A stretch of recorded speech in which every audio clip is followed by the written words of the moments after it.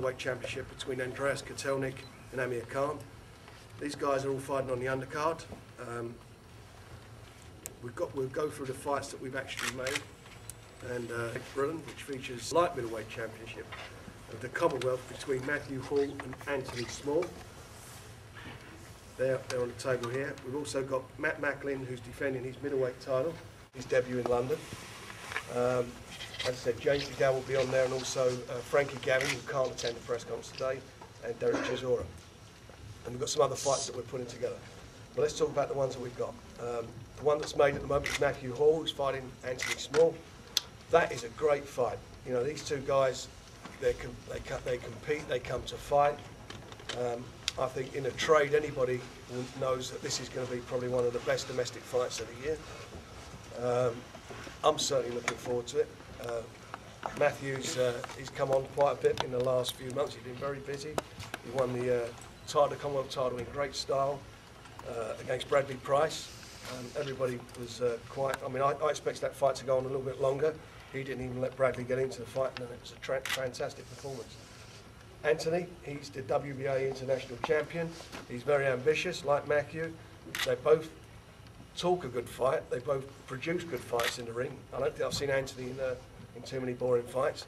So we've got the ingredients here of I think an explosive bout. And as I say, it could be one of the fights of the year.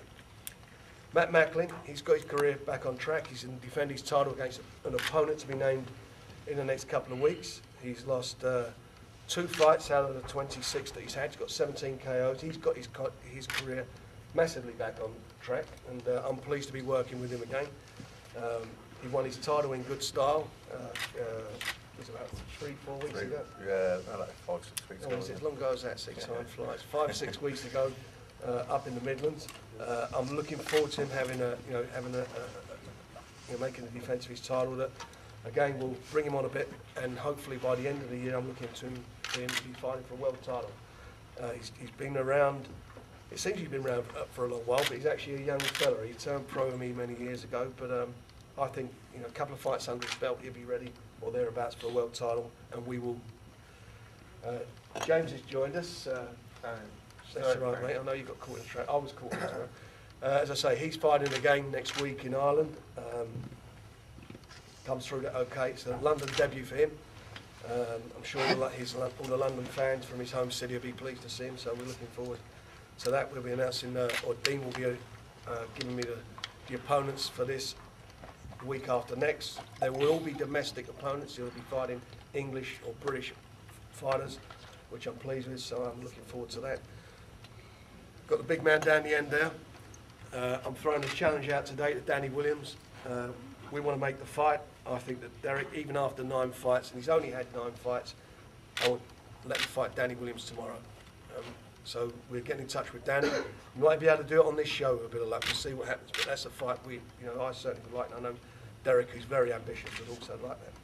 So what we've got on the show, we've got the best of Britain's young fighters: Amir Khan, the Olympians, Matt Macklin, Matthew Hall, Anthony Small, Derek Chisora. You go through them. This is all the future of British boxing. So we're going to see if Amir can be successful on the night and become our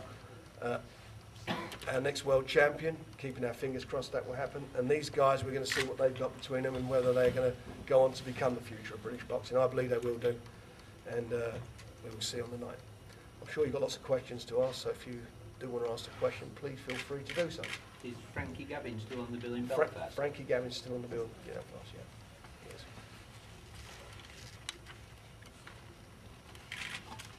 We just ask first off about the top of the bill. Yep. Right?